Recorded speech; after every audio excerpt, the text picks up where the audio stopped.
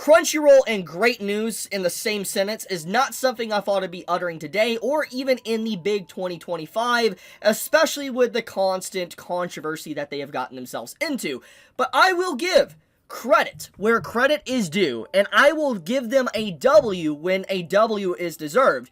Crunchyroll just released a new anime today because obviously the spring of anime 2025 is beginning, and a new series that you can see on screen is called Please Put Them On.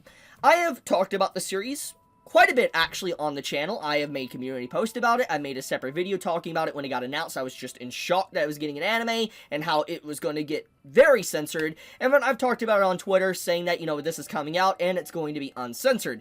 And when I opened up the episode, okay, I'm just going to give a forewarning, disclaimer, so to speak.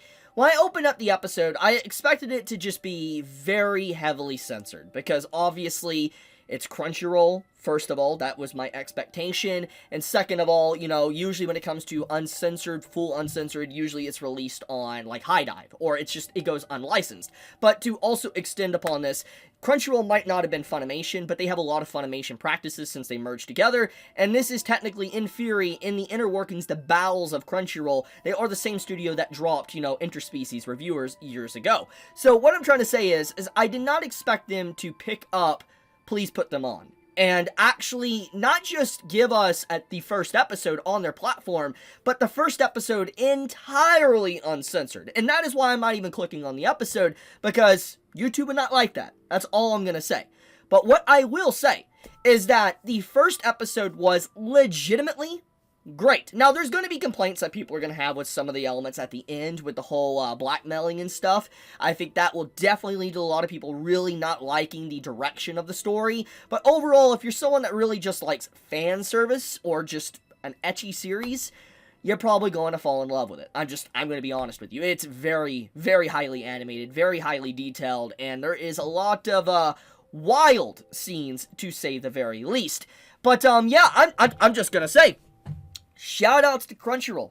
Massive win. Massive victory. Something I just never thought was possible. I would at least see in 2025. But here we are. Maybe there is some hope for Crunchyroll. After all, maybe with the whole temperature change and stuff, and with people being more vocal about censorship, maybe it's causing a little bit of differences. Who knows? But what I will say is if this continues and Crunchyroll allows this and they don't backtrack or whatever, massive victory. I'm still not a big fan of monopolies. I'm not going to back out of what I've said in the past on that. But once again, if a company is willing to showcase everything, by all means, continue doing it. I appreciate it. So, good job, Crunchyroll. You get a victory today. If you are interested in series that's theoretically like gushing over magical girls, obviously different stories here, but if you're interested in like very detailed, so to speak, series like that, give it a watch. Pretty good. That's my recommendation. I can't go in length about it because obviously YouTube would not like it, but I will leave it at that. I love you guys. Be safe, stay healthy. Chibi out.